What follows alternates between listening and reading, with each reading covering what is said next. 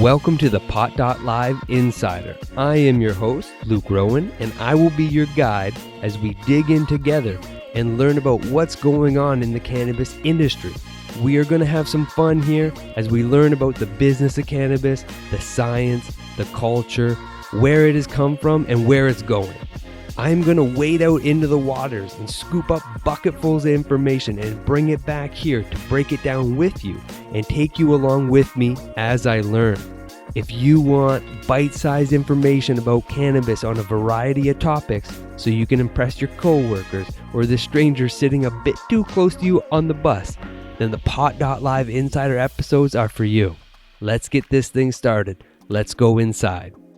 Welcome to the Pot.Live Insider. I am Luke Rowan and I am your host. And today I am taking you inside with Lolita Korneagay from Cansoom. In 2017, Lolita Korneagay, a registered nurse, founded Cansoom and developed the most comprehensive in-person medical cannabis consultant training program for licensed medical professionals. Cansoom's mission is to connect consumers with medical cannabis consultants to make cannabis consumption easy and acceptable for everyone. To date, Lolita has personally trained doctors, nurses, and therapists from over 20 states who now have the ability to pass on their cannabis knowledge to their communities nationwide. In addition, Lolita created the Cansoom platform to contain an online searchable directory of licensed medical professionals, which makes it easy for consumers to find and connect with the right consultant. As a registered nurse with over 15 years of experience, Lolita was the first person to write a cannabis educational book especially for nurses, the Medical Cannabis Consultant's Handbook. She is also the author of the Medical Cannabis Consultant Explained and Your Cannabis Consumption Journal. In 2018, Lolita launched a YouTube and IGTV channel under the moniker Nurse Lolita to expand her reach and teach as many people as possible about cannabis consumption while removing negative stigmas. Through her hard work and research, Lolita has made cannabis consumption safe for those who need it to cope with medical issues, while also giving medical professionals the opportunity to learn about healthy cannabis consumption in their own business and becoming cannabis advocates. We were able to get lots of great information from Lolita, and I'm going to share some of it with you now. We asked Lolita if she could share an interesting story that happened to her since she began leading her company and the lesson that she learned from it. This is what she had to say. I attended a cannabis conference in Illinois to be a speaker on the cannabis health panel. Shortly after I walked into the expo area of the conference, I was stopped by a woman who said that she was inspired by my work and was happy to meet me.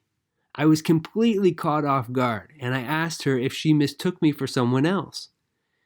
She replied that she knew who I was, and she started to talk about some of the things I had done. This interaction taught me that you never know who is watching. I try my best to keep a strong social media presence and maintain a large email subscription list. Many times I wonder if anyone is actually watching or reading my content. But now I know that my followers are paying attention to me and that my hard work is being noticed. Next, we asked Lolita, despite great progress that has been made, we still have a lot more work to do to achieve gender equity in this industry. According to a report in Entrepreneur magazine, less than 25% of cannabis businesses are run by women. In your opinion or experience, what things can be done by individuals, companies, or even society to support greater gender equity moving forward? Lolita said this: individuals should try to be conscious consumers and pay attention to who they do business with and give their money to. Women, for instance, are the fastest growing consumer demographic within the cannabis space. If women consumers are cognizant of which cannabis businesses are women-owned or women-led, they can have a huge impact on supporting those types of businesses. Company executives simply need to understand the power of employing and partnering with women. It's sad that we need to still prove our worth, but multiple studies have concluded that women in leadership roles bring measurable value to a company's bottom line. Society can play a role in the progress towards gender equity through women-friendly laws, policies, regulations, financial incentives, and the creation of economic opportunities. Next, we asked Lolita, as a cannabis insider, if you had to advise someone about 5 non-intuitive things that one should know to succeed in the cannabis industry, what would you say? Lolita said this. Number 1, to get media exposure, you need media exposure. She says, I had to do a lot of interviews with very small publications and podcasts before I got the attention of bigger media outlets.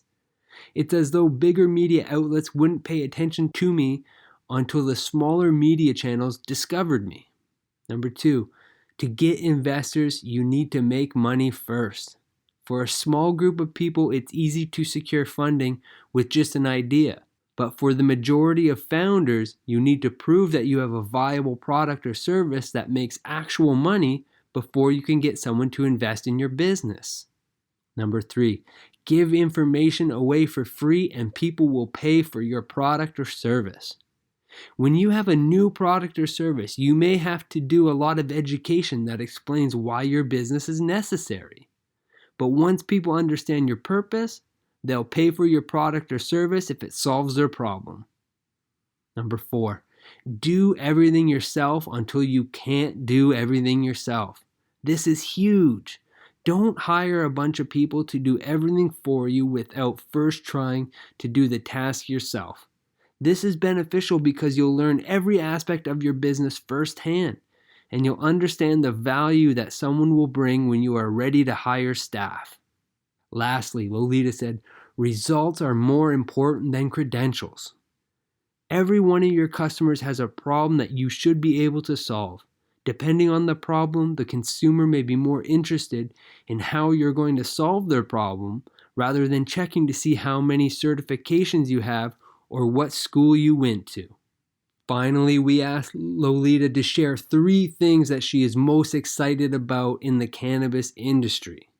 Number 1, she said, new research that will discover new things about the cannabis plant and its ability to interact with the endocannabinoid system.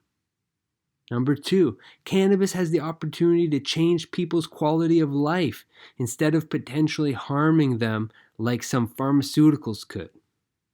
And lastly, she said she's most excited about how you can create your own lane. The industry is still in its infancy, and there are so many opportunities available to innovate within the industry. Incredible insight from Lolita. There is even more insights available in this article, which as always has been harvested from MJ.com. The link will be in the show notes so you can dig in further. And that is it for me, and we will talk to you next time on the Pot.Live Insider. If you are into the recreational side of the cannabis industry, yes, stoners, I'm talking to you, then the Pot.com is the online and mobile destination for you. That's right, THEPOT.com, thepot.com. Where else can you find the exclusive Pot Made of the Month? Take a pot quiz and win prizes. Scroll through hilarious memes and jokes and check out the latest podcasts, news, and trends, all while having your own profile and voice in the Pot.com forum. Visit thepot.com today and get lit.